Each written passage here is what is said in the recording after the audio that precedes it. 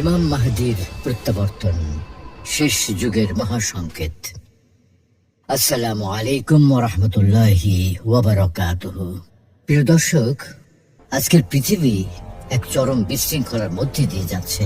একদিকে যুদ্ধ, ফিতনা, দুনিয়াব্যাপী অন্যায়, অবিচার, আর অন্যদিকে সত্যের পথ থেকে বিচ্যুত মানবতা। সব মিলিয়ে মানুষ এখন আশা করছে এমন এক নায়কের আগমন, যিনি অন্যায়ের বিরুদ্ধে রুখে দাঁড়াবেন এবং ন্যায় বিচারের পতাকা উড্ডীন করবেন। এমনই একজন প্রতীক্ষিত নেতার নাম ইমাম মাহদী।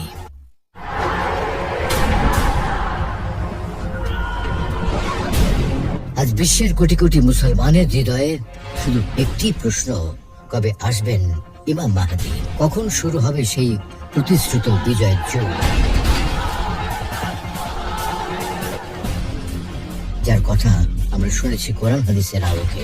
তবে এই প্রশ্ন শুধু মুসলমানদের মাঝে সীমাবদ্ধ নয়। পৃথিবীর নানা ধর্মগ্রন্থেও একজন উদ্ধারকারী বা পথ প্রদর্শকের আগমনের ভবিষ্যৎবাণী করা হয়েছে। আর সবচেয়ে গুরুত্বপূর্ণ বিষয় হলো, এই আধুনিক প্রযুক্তি নির্ভর সুপার পাওয়ার শাসিত জগতে ইমাম মাহদী কিভাবে প্রতিরোধ গড়ে তুলবেন, কিভাবে সত্যের আলো ছড়িয়ে দেবেন দুনিয়ার প্রতিটি কোণে। চলুন আজকের আলোচনায় আমরা জানি ইমাম মাহদীর আগমন কিভাবে ঘটবে, হাদিস ও অন্যান্য ধর্মগ্রন্থে কি ভবিষ্যৎবাণী আছে, এবং তিনি কিভাবে আধুনিক বিশ্ব ব্যবস্থার চ্যালেঞ্জ মোকাবেলা করবেন।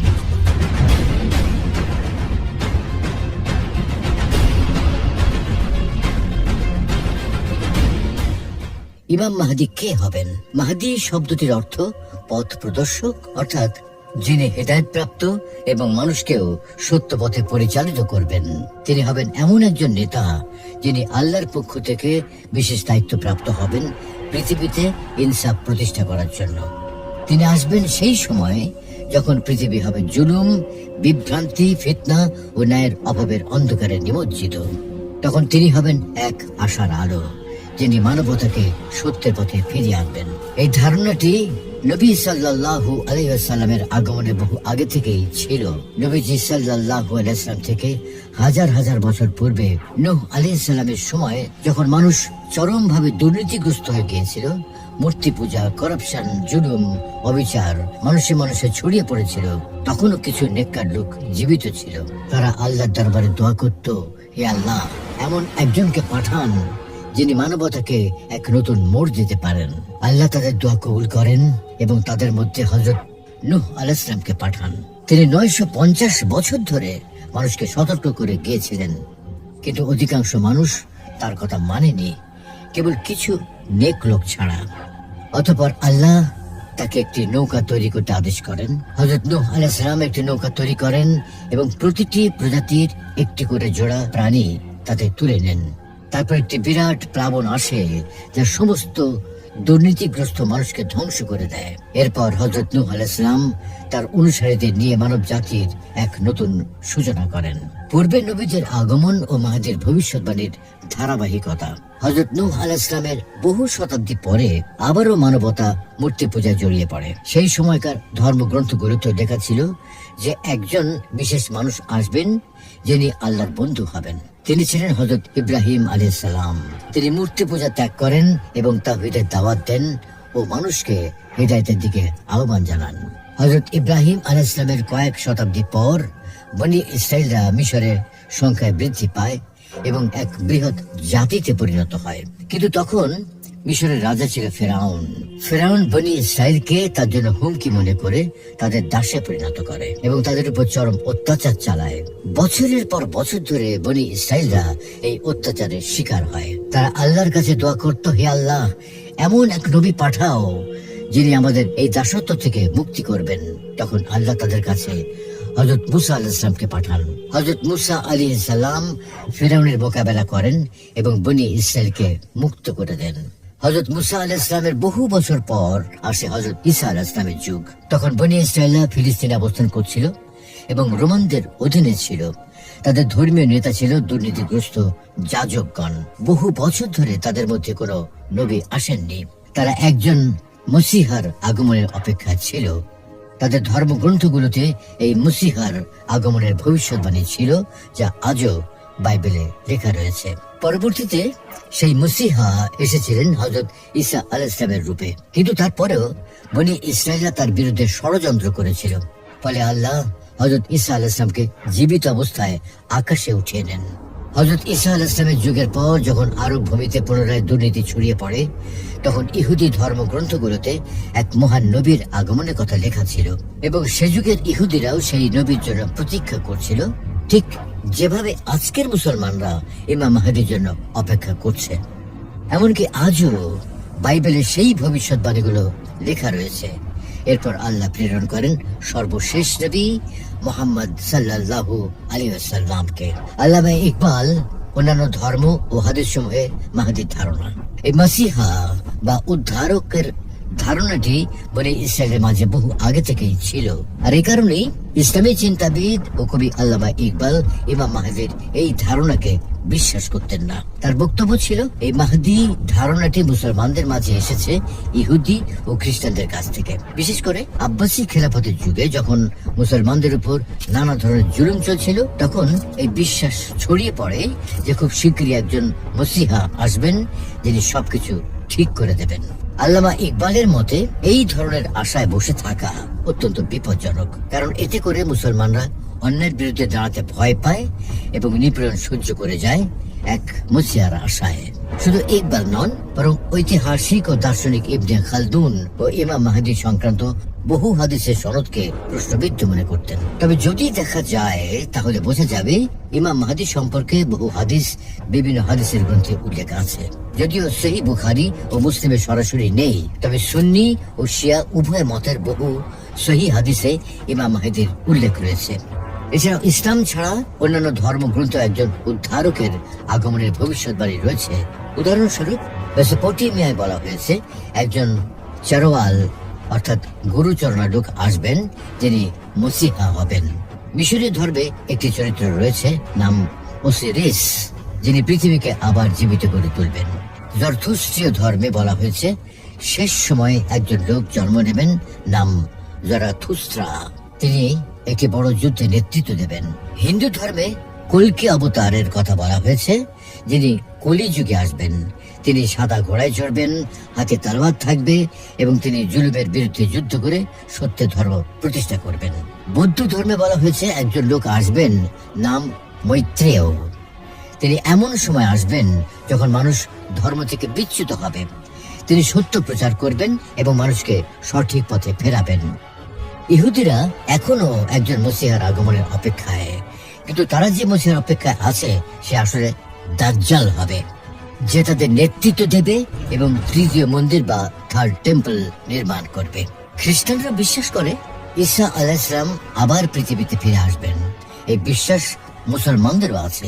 অতএব এই মসিহা বা মাহদী ধারণা কেবল মুসলমানদের বানানো নয়, বরং এটি ইতিহাসে ধারাবাহিকতায় থাকা একটি মহা ভবিষ্যৎবাণী যা একাধিক ধর্মে পাওয়া যায়। এমনকি আমেরিকার প্রেসিডেন্ট জো বাইডেনও ইমাম মাহদী সম্পর্কে জানেন। এক ভাষণে তিনি একবার বলেছিলেন, I didn't know the difference that existed. I didn't know what the hidden imam. I didn't know what the hidden imam. I didn't know what the hidden imam. ইসরায়েলের প্রধানমন্ত্রী বেঞ্জামিন নেতানিয়াহুও জানেন যে মুসলমানরা একদিন খেলাফত পুনরায় প্রতিষ্ঠা করতে চায়। তিনি বলেছেন, The whole Middle East changes. We tear down the walls of enmity. We bring the possibility of prosperity and peace to this entire region. আধুনিক বিশ্বের সুপার পাওয়ারদের মুখোমুখি মাহদী, খোরাসানের কালো পতাকা ও ইরানের ভূমিকা। কিন্তু এখানে সবচেয়ে বড় প্রশ্নটি হচ্ছে ইমাম মাহদী কিভাবে এই পৃথিবীর আধুনিক সুপার পাওয়ারদের মোকাবেলা করবেন, যাদের হাতে রয়েছে অত্যাধুনিক অস্ত্র, ড্রোন, ক্ষেপণাস্ত্র, ফাইটার জেট, এমনকি আজকের পুরো পৃথিবীর অর্থনীতি ও ডেটা ব্যবস্থার নিয়ন্ত্রণ। We have the strongest economy in the world. এমন দাবি করে থাকে পশ্চিমারা, এবং তাদের কাছে আজকের প্রায় প্রতিটি মুসলমানের তথ্য রয়েছে। তাহলে কিভাবে একজন ব্যক্তি এই বিপুল ক্ষমতার বিশ্ব ব্যবস্থাকে চ্যালেঞ্জ করবেন? হাদিসে বলা হয়েছে ইমাম মাহদীর আগমনের পূর্বে পৃথিবী কঠিন এক পরিস্থিতিতে পৌঁছাবে। সিরিয়ায় জুলুম চলবে, যা এখনো চলছে। দাজ্জালের শাসন ব্যবস্থা ইতিমধ্যে সক্রিয় হয়ে যাবে। গ্রেটার ইসরায়েল প্রতিষ্ঠা হয়ে যাবে, যা ইসরায়েলের বর্তমান নেতারা নিজেই প্রকাশ্যে ঘোষণা করেছে। বেঞ্জামিন নেতানিয়াহু বলেছিলেন, we bring the possibility, the piece to this entire reason. ভারতেও মুসলমানদের উপর ভয়াবহ নির্যাতন চলবে। নবী সাল্লাল্লাহু আলাইহি ওয়াসাল্লাম বলেন, সেই সময় জাতিগুলো তোমাদের বিরুদ্ধে এমন ভাবে একত্রিত হবে যেমন কেউ খাবার টেবিলে অন্যদের দাওয়াত দেয়। মুমিনদের সংখ্যা তখন হবে খুবই কম। সারা জমিন হবে জুলুমে ভরপুর। আরবের বাদশাহ মাহদির বয়াতের সূচনা। হাদিসে এসেছে, রাসূলুল্লাহ সাল্লাল্লাহু আলাইহি ওয়াসাল্লাম বলেছেন, এক খলিফার মৃত্যুর পর মতবিরোধ সৃষ্টি হবে। তখন মদিনার এক ব্যক্তি মক্কায় পালিয়ে আসবে। মক্কার কিছু লোক তার কাছে গিয়ে তাকে বের করে আনবে, যদিও সেটা পছন্দ করবে না। তারপর তারা তাকে কাবার রুকনে ইয়ামানি ও মাকামে ইব্রাহিমের মাঝখানে বায়াত দেবে। এই হাদিসের আলোকে অনেক ইসলামী চিন্তাবিদ ও গবেষক মনে করেন, বর্তমান সময়েই সেই ভবিষ্যৎবাণী বাস্তবের দিকে এগোচ্ছে। তারা ধারণা করছেন, যে বাদশার মৃত্যুর কথা হাদিসে বলা হয়েছে তিনি হতে পারেন সৌদি আরবের বর্তমান বাদশাহ সালমান বিন আব্দুল আজিজ, কারণ তিনি এখন আরব বিশ্বের সবচেয়ে গুরুত্বপূর্ণ রাজা এবং ইসলামী ভূমির অভিভাবক বলে বিবেচিত। আর তার উত্তরাধিকারী হলেন তার ছেলে মোহাম্মদ বিন সালমান। এই মোহাম্মদ বিন সালমান নিজেই এক সাক্ষাৎকারে বলেছেন, আমাকে হত্যার চেষ্টা করা হতে পারে। शहजादा मोहम्मद बिन सलमान ने अमरीकी अरकान कांग्रेस से कहा है, मुझे कत्ल करने की कोशिश की जा सकती है। এর মানে হলো ভবিষ্যতে তার সিংহাসন গ্রহণ ঘিরে রাজনৈতিক উত্তেজনা সৃষ্টি হওয়ার সম্ভাবনা রয়েছে। এই উত্তেজনাই হতে পারে হাদিসে বর্ণিত উত্তরাধিকার নিয়ে মতবিরোধ। এমন এক দ্বন্দ্বের সময়ে এক নেককার ব্যক্তি অর্থাৎ ইমাম মাহদী চুপচাপ মক্কায় চলে আসবেন। সেখানে তখন 313 জন মানুষ তাকে অনুসরণ করবে এবং তার হাতে বায়াত নেবে। এই সংখ্যাটি অনেকে বদরের যুদ্ধে অংশগ্রহণকারী সাহাবীদের সংখ্যার সঙ্গে তুলনা করেন। তারা বিভিন্ন দেশ থেকে আসবেন। এই 313 জনকে অনেক হাদিসে মাহদীর খাস সাহাবী বলে বলা হয়েছে। তারা হবে নেক, বুদ্ধিমান, শক্তিশালী ও পরহেজগার। তাদের অনেকেই এমন হবেন যাদেরকে পৃথিবীর কেউ চিনবে না, কিন্তু আল্লাহর কাছে তারা হবে সম্মানিত। হাদিসে আছে তাদের একজনের জ্ঞান 40 জন মানুষের জ্ঞানের সমান হবে। তারা শুধু নেতা হবেন না, বরং হবেন কমান্ডার, স্কলার, চিন্তাবিদ। এই 313 জন বায়াতের পর ইমাম মাহদী তাদের সহযোগিতায় একটি শক্তিশালী সেনাবাহিনী গঠন করবেন।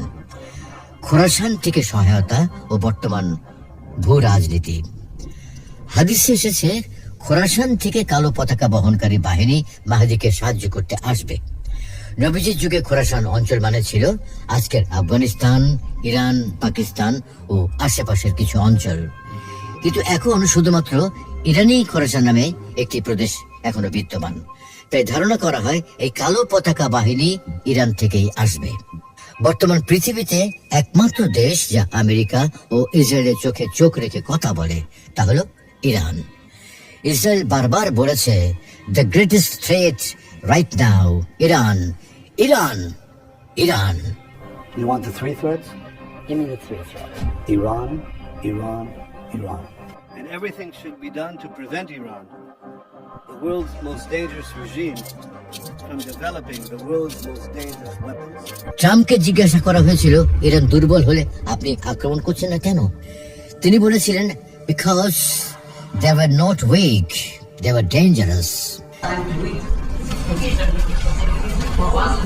So you say Iran is so weak. I appreciate you saying that. They're not weak. They're very strong right now, and we're not. Iran গোপনে পারমাণবিক অস্ত্র তৈরি করছে।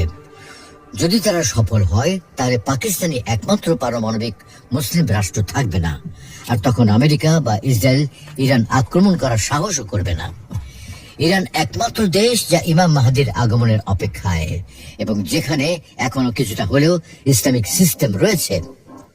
অন্যদিকে সৌদি আরব ও অন্যান্য আরব দেশ শুধু আমেরিকার গোলামি করছে। সৌদি ইসরায়েলকে তেল দিচ্ছে, যে তেল রকেটে ব্যবহার করে ফিলিস্তিনিদের উপর নিক্ষেপ করা হয়।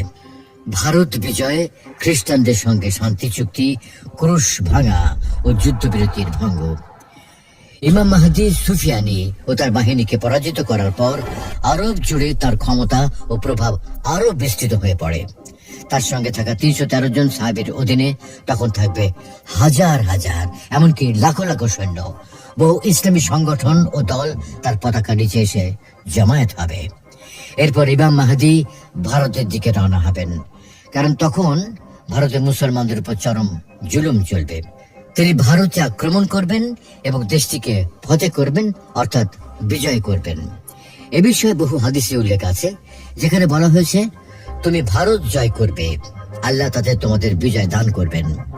এই বিজয়ের মাধ্যমে ইমাম মাহদী একটি বিশ্ব নেতা হিসেবে পরিচিতি লাভ করবেন। এরপর এই পরিস্থিতি দেখে ন্যাটো, আমেরিকা ও ইউরোপের দেশগুলো ইমাম মাহদীর সঙ্গে একটি শান্তি চুক্তি বা পিস ট্রিটি স্বাক্ষর করবে, কারণ তখন তাদের সামনে আরো একটি বড় হুমকি থাকবে, যা ইমাম মাহদীর তুলনায় তাদের কাছে বেশি গুরুত্বপূর্ণ। নবী সাল্লাল্লাহু আলাইহি ওয়াসাল্লাম বলেন, তোমাদের এবং রোমানদের মধ্যে একটি শান্তি চুক্তি হবে, তারপর তোমরা এবং তারা মিলে তৃতীয় পক্ষের সঙ্গে যুদ্ধ করবে, যারা তোমাদের উভয়ের শত্রু হবে। এই যুদ্ধে মুসলমান ও খ্রিস্টানরা মিলে বিজয় লাভ করবে। যুদ্ধ শেষে সবাই নিজেদের তাঁবুতে অবস্থান করবে। তখন হঠাৎ একজন খ্রিস্টান একটি ক্রুশ মাটিতে পুঁতে দেবে। তার উদ্দেশ্য হবে এই দেখানো যে এই যুদ্ধ খ্রিস্টানদের বিজয়, ইসলাম বা আল্লাহ নয়।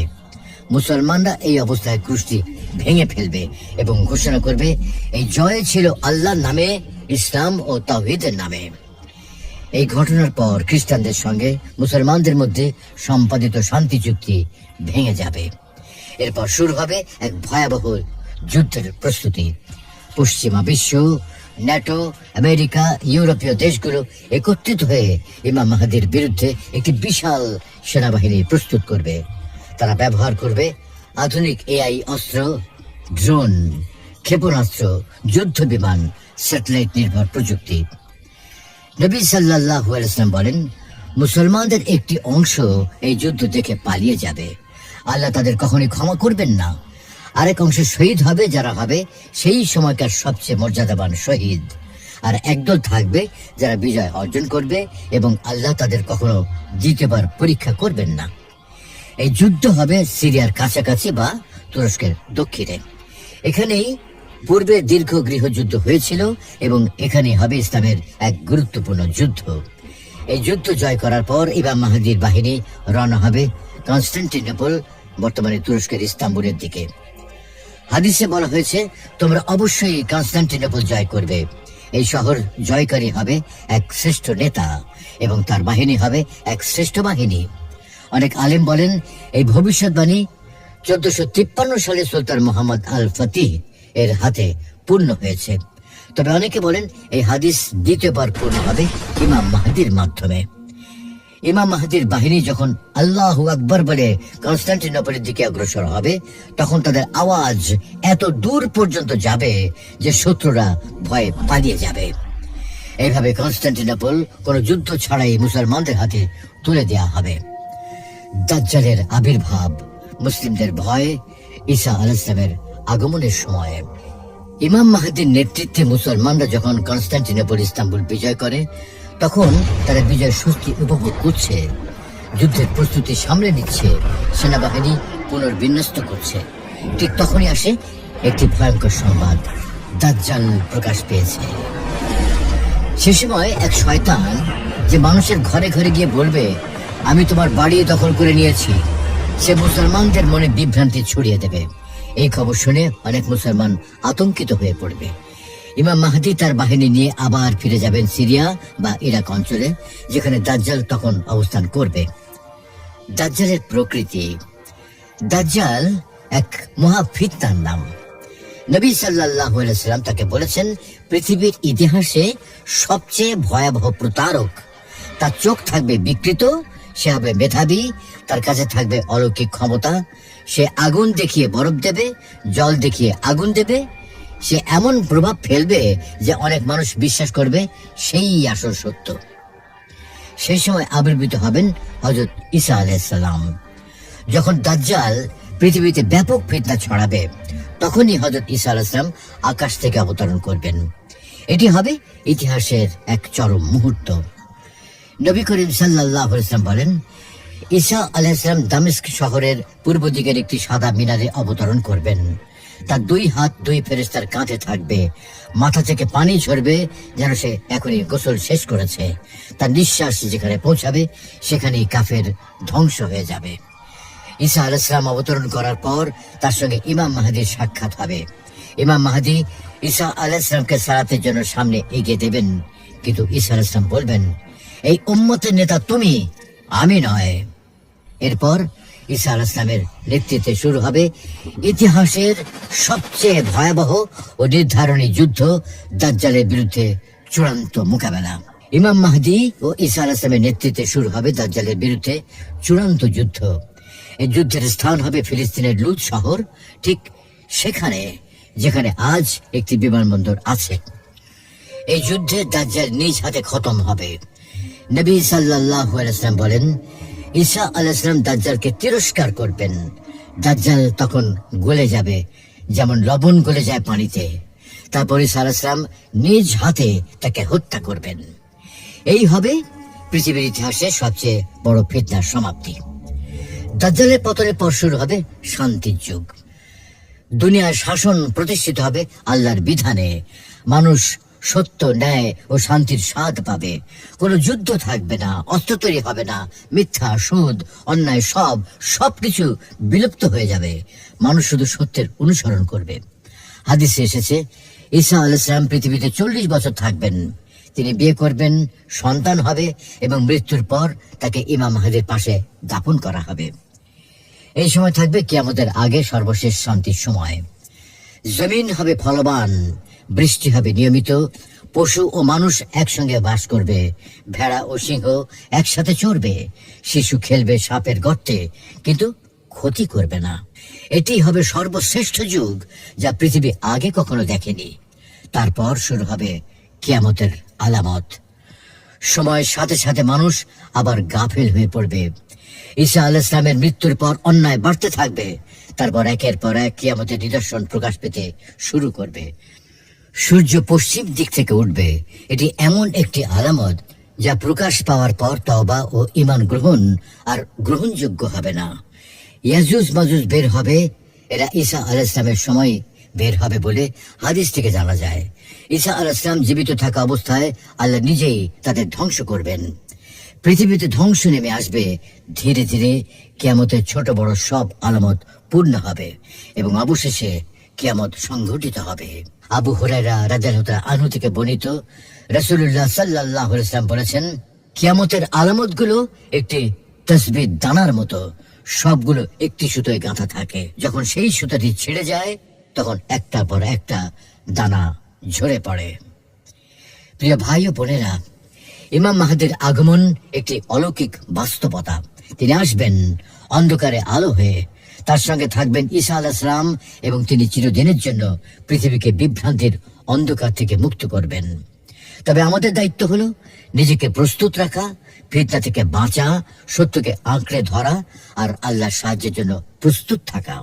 আল্লাহ আমাদের সবাইকে তৌফিক দান করুন। আমিন।